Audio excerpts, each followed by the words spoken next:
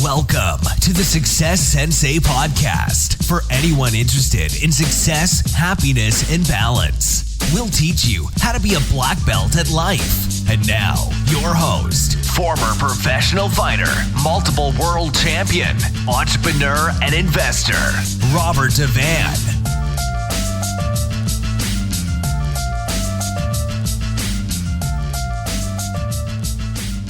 Bowing in. This is Roundhouse, Rob the Success Sensei, helping you to win at life one kick and punch at a time. Episode 68, and it's the Friday Blitz. The Success Sensei Friday Blitz coming at ya. How important is strength in a fight? I think there's an overemphasis on strength when it comes to fighting for a few different reasons. And I think a lot of people are focusing on hitting as hard as they can, which ultimately means slower and a slower strike. Yeah, hard strike if you get hit with it, all right. It's not going to be nice, but it gives your opponent a hell of a lot more of an opportunity to block or to get out of the way, simply not to be there. It decreases your ratio of a shot landing if you're concentrating on full force. So strength, it depends on the combat sport. Strength plays a bit more of a part in any of the wrestling, any of the grappling kind of styles, MMA, BJJ, wrestling, judo. Strength will play a little bit more of a factor than the striking arts. But again, it's not necessarily the be all and end all.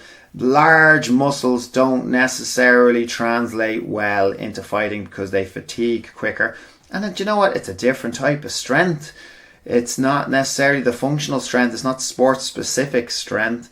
So there can be an overemphasis on strength. Speed can equal power as well. So concentrating on speed is important. Concentrating on muscular endurance so that you don't fatigue too fast.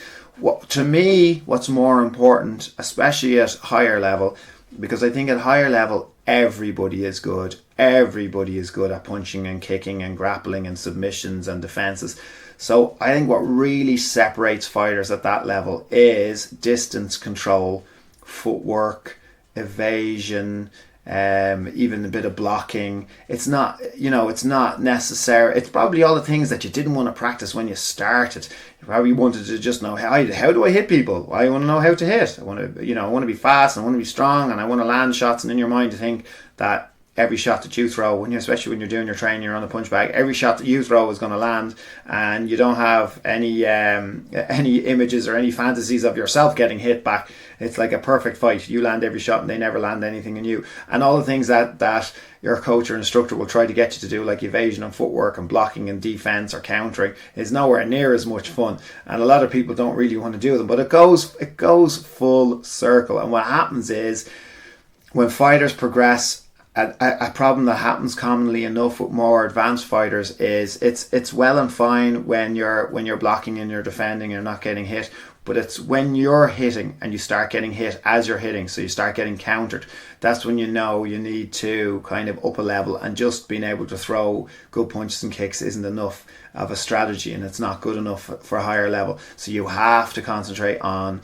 countering, on fakes, on hiding your intention, on hiding the technique of the strike that you're about to throw. You can't just tense up and throw a big power strike. Well, you can if your opponent is fatigued, or you can if you've set it up with faster shots and created an opening, but it's more about hiding your intention. A shot that's landed at half power is always better every single time than a shot that doesn't land at full power. So something that lands at half power is better every time than something that doesn't land at maximum power.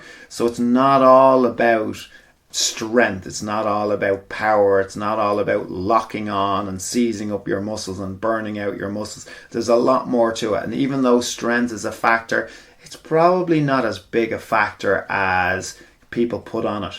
And even the weight training, even the way you train for combat sports, is probably a little bit more high rep orientated. It's generally to facilitate and it's trying to avoid muscular fatigue. So it would be a bit more muscular endurance strength as opposed to maximal power strength, like mass strength, could be an inhibitor.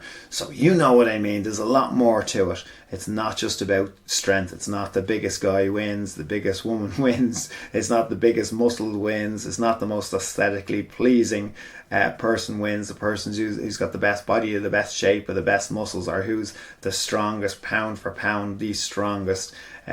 Combat sports, is a lot more to it than that, and there's a lot of other things that I'd rather be working on, because you know what, people don't realize they're as strong as they are, and it tends to be when new people starting, they tend to be so focused on wanting to hit harder, and they neglect all the other areas. And you know what, generally once you apply your body weight, everyone can hit hard anyway. So once you kind of get past that obstacle, it frees you up to actually practice the things that will separate you from everybody else out there, that puts you into that more of a higher level category. I hope that helps. I hope it's giving you something to think about. Maybe it's just even giving you a little bit of motivation to hit a punch bag or to do a bit of training. So if it has, I've done my job. Thanks for listening. I'm Roundhouse Rob, the Success Sensei. Life is a fight you can enjoy and win. Bowing out. This has been the Success Sensei, fighting the winning fight. So add us, subscribe, like, and comment. Keep those hands up and keep moving forward.